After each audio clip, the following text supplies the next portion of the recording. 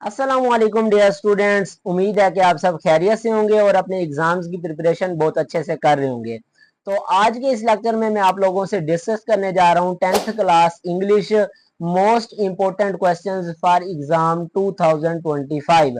आप लोग 2025 में एग्जाम देने जा रहे हैं तो आपके लिए ये वीडियो लेक्चर बहुत ही फायदेमंद साबित होगी, क्योंकि जितने भी मोस्ट इंपोर्टेंट क्वेश्चंस हैं आप लोगों के पेपर पैटर्न के मुताबिक वो सारे मैं आज आपके साथ डिस्कस करूंगा। तो वीडियो देखने से आपको फायदा ये होगा कि आप लोगों की एग्जाम्स की प्रिपरेशन एक तो बहुत अच्छी हो जाएगी, सेकंड बार आपको पैटर्न का पता चल जाएगा कि किस तरह से हमारा पेपर पैटर्न होगा, क्या स्कीम स्टडी होगी। तो ये सारा कुछ मैं डिस्कस करूंगा। इसके लिए आपने वीडियो को लास्ट तक देखना है और अभी तक चैनल को सब्सक्राइब नहीं किया तो काइंडली चैनल को सब्सक्राइब कर दें और साथ में दिए गए बेल आइकन को प्रेस कर दें ताकि आने वाली हर वीडियो सबसे पहले आप लोगों तक पहुंच सके। तो अब स्टार्ट करते हैं। सबसे पहले आप लोगों के पास एमसीक्यूज होंगी। तो एमसीक्यूज में आप लोगों के पास पहला जो पोर्शन होता है, choose the correct form of verb. Form of the verb को आपने करेक्ट जो ऑप्शन होगा उसको सिलेक्ट करना होता है। तो अब उसमें जो आपके पास ये जो मोस्ट इंपोर्टेंट एमसीक्यूज हैं वो मैं आपसे डिस्कस करूंगा। पोर्शन इसी तरह से होंगे लेकिन इनकी मार्किंग ज्यादा होगी। मतलब ये कि जो पहला आपका फॉर्म ऑफ द वर्ब है ये आपके एग्जाम्स में 5 नंबर का आएगा। तो पहला आपके पास दिया हुआ जी, yesterday at 5 o'clock I dash apples. तो अब आपने correct form of the verb को चूज करना है इन चार ऑप्शंस में से और जो करेक्ट होगा उसका बबल्स फिल अप करना है। तो अब पहले का जो करेक्ट ऑप्शन है वो ऑप्शन सी है, हैड ईटन। तो इसका करेक्ट ऑप्शन सी है। अब नेक्स्ट आपके पास है जी, they invited us to their home yesterday, what tense is it.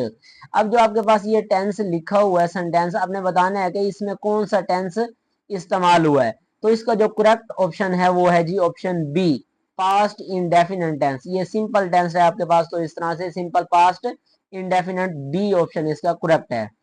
Next अब आपका दूसरा जो पोर्शन होता है वो होता है चूज करेक्ट स्पेलिंग।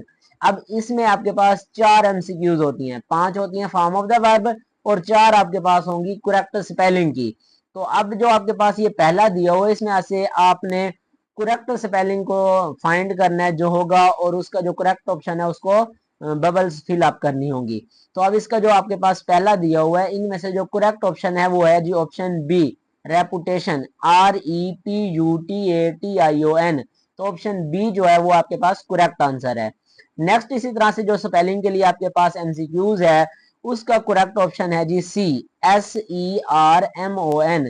तो सरमन जो करेक्ट ऑप्शन सी है वो इसका जी करेक्ट है। नेक्स्ट अब आपके पास पोर्शन होता है चूज द करेक्ट मीनिंग। आपके पास जो अंडरलाइन वर्ड्स होते हैं उनके आपने मीनिंग्स बनाने होते हैं या फिर एंटोनिम्स या फिर सिनोनिम्स। तो ये दो चीजें आती हैं आप लोगों के इस पोर्शन में और ये भी 5 एमसीक्यूज होती हैं, हर एक 1 नंबर की होती है।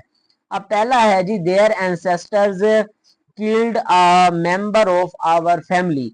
तो एंसेस्टर्स जो है इसका करेक्ट जो मीनिंग है वो ऑप्शन सी है, फोर फादर्स। इसी तरह से नेक्स्ट आपके पास है जी, ग्लोरियस मीन्स। तो ग्लोरियस जो मीन्स इसका करेक्ट ऑप्शन है वो है जी ऑप्शन सी, स्प्लेंडिड। नेक्स्ट इसी तरह से आप लोगों के पास पोर्शन है जी, choose the correct option from grammar. अब लास्ट में आप लोगों के पास ग्रामर का पोर्शन होगा एमसीक्यूज में और ये भी 5 एमसीक्यूज होंगी, 5 में से 5 ही आप लोगों ने करनी होंगी। एमसीक्यूज में कोई चॉइस नहीं होती।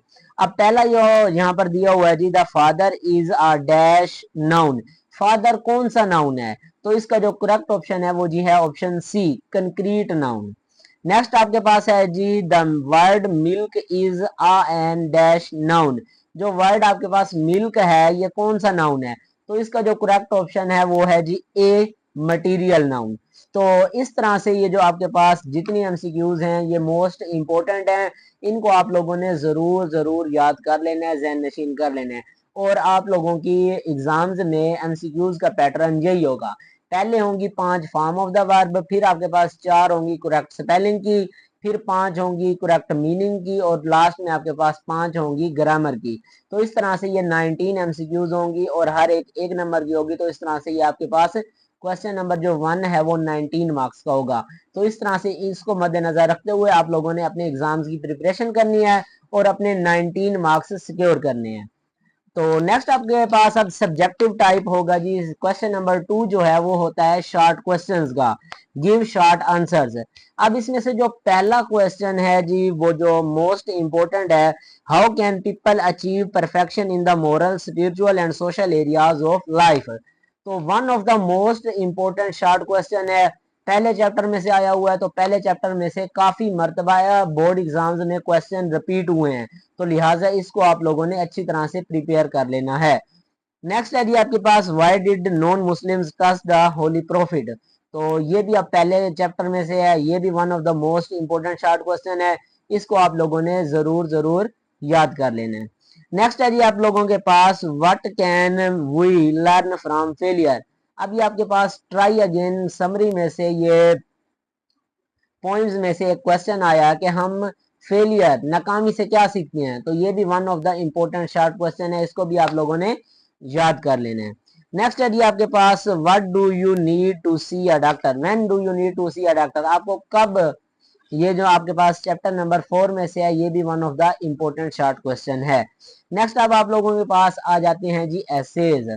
ऐसे one of the important question in your exam paper, क्योंकि 15 मार्क्स का आप लोगों का ऐसे आना है, तो इसको आप लोगों ने अच्छी तरह से प्रिपेयर करना है। अब इस जो पेपर, इस टेस्ट में मैंने आप लोगों के पास एक ऐसे दिया, वन ऑफ द इम्पोर्टेंट ऐसे है, इसको आप लोगों ने जरूर प्रिपेयर करना है। तो यहाँ पर आपके पास दिया हुआ है जी, my hobby, my hobby is one of the important essays. तो इसको आप लोगों ने अच्छी तरह से प्रिपेयर कर लेना है, ताकि आप लोगों के एग्जाम्स में ये अगर ऐसे आ जाए तो इसको आप लोग अच्छी तरह से सोल्व कर सकें, मतलब ये कि एग्जाम्स में लिख सकें। और नेक्स्ट आपके पास है जी समरी। तो आप 10th क्लास के स्टूडेंट्स हैं, तो आप लोगों के पास 3 समरीज हैं और तीनों ही इंपॉर्टेंस रखती हैं। अब 3 में से एक लाजमन आनी है, तो मेरी आप लोगों को सुजेशन यही है कि आप लोग इन तीनों समरीज को ही अच्छी तरह से प्रिपेयर करें, ताकि 5 नंबर का ये जो क्वेश्चन है आप लोग इसमें से 5 आउट ऑफ 5 ले सकें। और साथ में मैं आपको ये बताता जाऊं कि आप लोगों ने समरी लिखनी है तो इसको पैराग्राफ की सूरत में लिखिए, क्योंकि पैराग्राफ में लिखेंगे और उसके बाद आप लोगों ने इसमें कोटेशंस ऐड करनी है, एक या दो कोटेशंस लिख देंगे, तो अगर आपकी ग्रामर की, स्पेलिंग की कोई मिस्टेक नहीं है, तो फिर जो पेपर चेकर है वो आपको फुल मार्क्स देने पर मजबूर हो जाएगा, और वो आपको फुल मार्क्स दे सकते हैं अगर आप लोग पैराग्राफ्स बनाकर लिखोगे, सेकंड पर आप इसमें कोटेशंस ऐड करेंगे, तो तब आपको ये इस समरी में से फुल मार्क्स देगा। नेक्स्ट अब आप लोगों के पास है जी question number 5, translate into Urdu. अब आप लोगों के पास एक पैराग्राफ दिया हुआ होगा, उसको आपने ट्रांसलेट करना है उर्दू में। ये जो आपके पास जितने भी आपके चैप्टर्स हैं 13 या 12, उनमें से एक पैराग्राफ आएगा, उसको आप लोगों ने ट्रांसलेट करना होगा उर्दू में। तो इस तरह से अब जो ये आपके पास पैराग्राफ दिया हुआ है चैप्टर नंबर 1 में से है, और one of the important chapter और one of the important paragraph ये है जी, इसको आप लोगों ने जरूर जरूर याद कर लेना है। ट्रांसलेशन आप लोगों की अच्छी हो जाएगी प्रिपेयर, और ये आप अपना जो क्वेश्चन के मार्क्स हैं उनको अच्छी तरह से अचीव कर सकेंगे। नेक्स्ट अब आपके पास है जी, use the words in your own sentences. अब आपके पास पेयर ऑफ वर्ड्स होंगे, उनको आप लोगों ने प्रिपेयर करने हैं। अब यहाँ पर जो ए और बी के मोस्ट मोस्ट इंपॉर्टेंट और मोस्ट रिपीटेबल हैं बोर्ड एग्जाम्स के हवाले से, ये आपके पास 2 दिए हुए हैं, इनको आपने लाजमन तैयार करना है। एडवाइस, एडवाइस, इसी तरह से बेल एंड बेल, तो मोस्ट इंपॉर्टेंट है दोनों, दोनों को आपने लाजमन तैयार कर लेना है। होप सो ये आपके एग्जाम्स में आ सकते हैं। नेक्स्ट आपके पास है जी, चेंज इनटू इनडायरेक्ट। आपके पास डायरेक्ट सेंटेंसेस दिए हुए होंगे, उनको आप लोगों ने इनडायरेक्ट में कन्वर्ट करना है। जब इनडायरेक्ट में कन्वर्ट करना है तो इसके लिए आपको रूल्स आने चाहिए, किस वक्त किस टेंस की तब्दीली करनी है, प्रोनाउन की तब्दीली करनी है। तो अगर आप लोगों को डायरेक्ट इनडायरेक्ट के रूल्स आते हैं तो वेल एंड गुड, अगर नहीं तो ये डिस्क्रिप्शन में लिंक दिया हुआ है, जाकर आप लोग डायरेक्ट इनडायरेक्ट को इजीली समझ सकते हैं, और आपको मैंने बहुत ही इजी वे से समझाया हुआ है, और होप सो आप लोगों को ये अच्छी तरह से समझ आ जाएंगे। तो नेक्स्ट अब आप लोगों के पास लास्ट में जी, ट्रांसलेट इनटू इंग्लिश। अब आप लोगों के पास 40 पैराग्राफ दिए हुए हैं, 40 पैराग्राफ में से आपके पास एक पैराग्राफ आएगा 8 नंबर का, और ये कंपलसरी क्वेश्चन है, इसमें कोई चॉइस ही नहीं है। एक पैराग्राफ आना है और एक को ही आपने अच्छी तरह से मतलब ये कि लिखना होगा। तो इसके लिए क्या है कि अब ये पहले जो 5 पैराग्राफ हैं उनमें से one of the most important paragraph जो है ये आपके पास स्क्रीन पर शो हो रहा है, ये है। तो पहला पहला पैराग्राफ है और ये बोर्ड एग्जाम्स में काफी मर्तबा रिपीट हो चुका है। तो इसको आप लोगों ने अच्छी तरह से प्रिपेयर कर लेना है। अब इसके प्रिपरेशन के लिए क्या है, आप लोगों को टेंसेस आने चाहिए। तो उम्मीद है आप लोगों ने 9th में टेंसेस पढ़े होंगे। अगर पहले नहीं पढ़े हुए टेंसेस, तो अब आप लोगों ने अपने टीचर से, इंस्ट्रक्टर से, जहाँ कहीं भी आप लोग पढ़ रहे हैं, तो उनसे आप लोगों ने टेंसेस सीख लेने हैं। टेंसेस पढ़ लें, उनको रिवाइज कर रहे हैं, वोकेबलरी अपनी अच्छी बनाए, तो तब जाकर आप लोगों के ये हो सकते हैं। अदरवाइज सेकंड ऑप्शन ये है कि आप इसको रट्टा लगाएं एज इट इज, जैसे दूसरे क्वेश्चंस आप लोग अगर याद करते हैं तो इसको भी उसी तरह से रट्टा बेस याद करें, तो तब ये आप अपने 8 नंबर सिक्योर कर सकते हैं।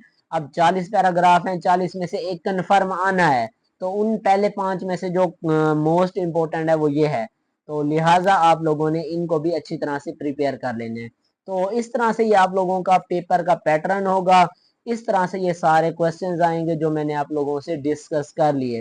होप सो आप लोगों को ये वीडियो लेक्चर फायदेमंद साबित होगा और आपको ये वीडियो पसंद आई होगी। वीडियो पसंद आए तो वीडियो को लाइक कर दें, इसको अपने क्लास फेलोज दोस्तों तक जरूर शेयर करें ताकि वो भी इससे फायदा हासिल कर सकें। तो मिलते हैं इस तरह से एक नेक्स्ट वीडियो में, तब तक के लिए अल्लाह हाफिज।